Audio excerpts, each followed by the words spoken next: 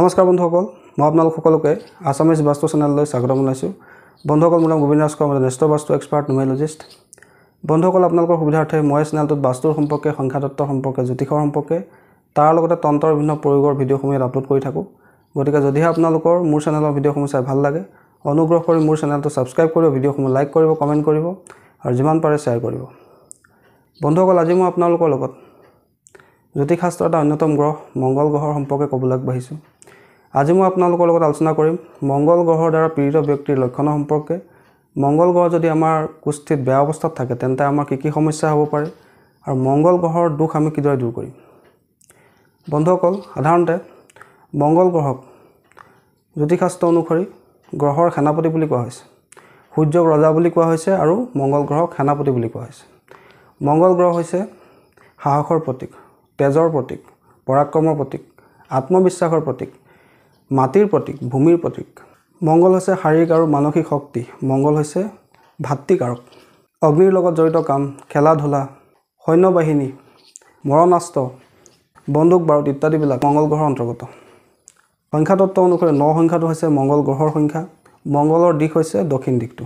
মংগল গ্ৰহৰ ইষ্টদেৱ হৈছে হনুমান দেৱতা। মংগল গ্ৰহৰ ৰং হৈছে ৰঙা। যিসকল ব্যক্তিৰ জন্মকুষ্ঠিত মংগল গ্ৰহ দুৰ্বল অৱস্থাত থাকে বা মংগলৰ কিবা দুখ থাকে, সাধাৰণতে তেনে ব্যক্তিক মাংগলিক বুলি কোৱা হয়। তেনে ব্যক্তিৰ বিভিন্ন ধৰণৰ শাৰীৰিক সমস্যা হয়, শৰীৰৰ ইমিউনিটি ছিষ্টেম দুৰ্বল হয়, ৰক্ত বিকাৰ হয়, তেওঁলোকৰ লিভাৰৰ সমস্যা হয়, সঘনে এক্সিডেণ্ট হয়, মাংগলিক কাৰ্যৰ ক্ষেত্ৰত সমস্যা হয়, মাটি বাৰী সংক্ৰান্তত তেওঁলোকৰ সমস্যা হয়, ভাতৃৰ পৰা তেওঁলোকৰ কষ্ট হয়।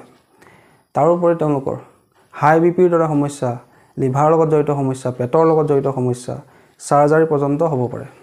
তাৰোপৰি যিসকলৰ মংগলৰ দুখ থাকে তেওঁলোকৰ খুব খং বৃদ্ধি পায়, অৰ্থাৎ তেওঁলোক শ্বৰ্ট টেম্পাৰ্ড হয়। মংগলক এগ্ৰেছনৰ কাৰক বুলিও কোৱা হৈছে। মংগল গ্ৰহ যদি বেয়া অৱস্থাত থাকে তেন্তে সেই ব্যক্তিজন শ্বৰ্ট টেম্পাৰ্ড হ'ব পাৰে বা সেই ব্যক্তিজনৰ সঘনে সৰু সুৰা কাম কৰিলে য'ত ত'ত আঘাত পাব পাৰে বা ৰক্ত বাহিৰ হ'ব পাৰে। তেওঁ দুৰ্ঘটনা হোৱাৰ পূৰ্ণ সম্ভাৱনা থাকে। অগ্নিৰ পৰা সেই ব্যক্তিৰ ভয় থাকে। তাৰোপৰি মংগলৰ পৰা মানসিক সমস্যা, মৃগী ৰোগ, মহিলাসকলৰ মাহেকীয়াৰ সমস্যা, ৰক্তস্ৰাৱৰ সমস্যা, পাইলছ, টিউমাৰ, অংগভংগ ইত্যাদিবিলাক হ'ব পাৰে। যদি কাৰোবাৰ মংগল দুখ থাকে সেই ব্যক্তিজনে কেতিয়াও ধাৰ ল'ব নালাগে। যদি ধাৰ লয় তেওঁ সেই ধাৰ দিনে দিনে বাঢ়ি গৈ থাকে আৰু সেই ধাৰ পৰিশোধ কৰোঁতে তেওঁ বহুত কষ্ট কৰিব লগাত পৰে। তাৰোপৰি মংগল গ্ৰহৰ দুখৰ কাৰণে পাৰিবাৰিক সমস্যাও হয়, বিবাহত বিলম্ব হয়, বিবাহত সমস্যা হয়, মনে বিচৰা কন্যা বা মনে বিচৰা বৰ লাভ কৰাত তেওঁলোকৰ সমস্যা হয়। বন্ধুসকল, সেইকাৰণে জ্যোতিষশাস্ত্ৰত মাংগলিক ব্যক্তিৰ লগত মাংগলিক ব্যক্তিৰ বিবাহ কৰিব লাগে বুলি কোৱা হৈছে।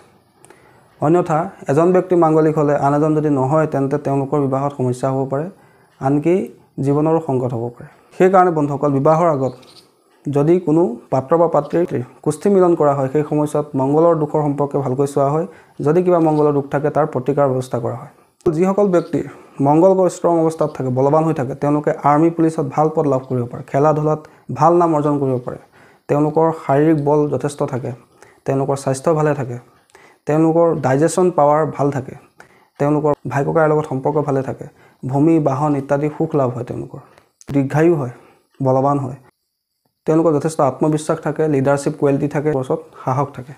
যিসকলৰ মংগল ভাল থাকে তেওঁলোকে ভাল army officer, police officer, IPS officer, IAS officer, খেলা ধূলাত ভাল খেলুৱৈ হ'ব পাৰে, য়োগা টিচাৰ, PT টিচাৰ বা ইলেক্ট্ৰিচিয়ান বা ইঞ্জিনিয়াৰ, ফায়াৰ ইঞ্জিনিয়াৰ ইত্যাদিবিলাক তেওঁলোক হ'ব পাৰে। বন্ধুসকল, এতিয়া আমি আলোচনা কৰোঁ হওক যে যদি কাৰোবাৰ জন্মকুষ্ঠিত মংগল গ্ৰহৰ দুখ আছে তেতিয়াহ'লে তেওঁলোকে কি কৰা উচিত, কিদৰে তেওঁলোকে নিজৰ মংগল গ্ৰহৰ দুখ দূৰ কৰিব। বন্ধুসকল, প্ৰথম কথা হ'ল মংগল দুখ দূৰ কৰিবৰ কাৰণে আমি প্ৰত্যেক মংগলবাৰৰ দিনা নিৰামিষ খাব লাগে। মংগলবাৰৰ দিনা কেতিয়াও কোনো কাৰণতে মাছ, মাংস, মদ খাব নালাগে। নিৰামিষ আহাৰ ভক্ষণ কৰিব লাগে, পাৰিলে ব্ৰত কৰিব লাগে। যিসকলৰ মংগলৰ দুখ থাকে তেওঁলোকে সদায় হনুমান দেৱতাৰ পূজা কৰিব লাগে, হনুমান চালিচা পাঠ কৰিব লাগে। মংগলবাৰৰ দিনা হনুমান দেৱতাক সেন্দুৰ অৰ্পণ কৰিব লাগে, চামিলিৰ তেল অৰ্পণ কৰিব লাগে। কোনো ধৰ্মস্থানত মংগলবাৰৰ দিনা নিম গছ ৰোপণ কৰিব লাগে আৰু পাৰিলে প্ৰত্যেক দিনে নিম গছৰ গুৰিত জল দিব লাগে। যিসকল ব্যক্তিৰ মংগল দুখ থাকে তেওঁলোকে আহত গছৰ গুৰিত সদায় অকণমান পানীত অলপ চেনি মিলাই সেই পানী আহত গছৰ গুৰিত অৰ্পণ কৰিব লাগে বা বৰগছৰ গুৰিত অৰ্পণ কৰিব লাগে। যিসকল ব্যক্তিৰ এই মংগলৰ দুখ থাকে তেওঁলোকে পাঁচমুখী ৰুদ্ৰাক্ষ ধাৰণ কৰিব লাগে। তেওঁলোকে ৰঙা বস্তু পৰিধান কৰিব নালাগে পাৰিলে ৰঙা বস্তু যেনে মচুৰ দালি বা গুড় ৰঙা কাপোৰ ইত্যাদিবিলাক তেওঁলোকে দান কৰিব লাগে মংগল যন্ত্ৰ ধাৰণ কৰিব লাগে বান্দৰক পাৰিলে গুড় খুৱাব লাগে কোনো ৰূপৰ পাত্ৰত ঘৰত কোনো ৰূপৰ পাত্ৰত সৰু পাত্ৰ এটাত সেন্দুৰ ৰাখি ঘৰত ৰাখিব লাগে দক্ষিণমুখী ঘৰত কেতিয়াও থাকিব নালাগে যিসকলৰ মংগলৰ দোষ আছে ঘৰৰ দক্ষিণ দিশত হনুমান দেৱতাৰ পাহাৰ দাঙি থকা এখন চিত্ৰ তেওঁলোকে লগাব লাগে কোনো মাটিৰ পাত্ৰত মৌজুল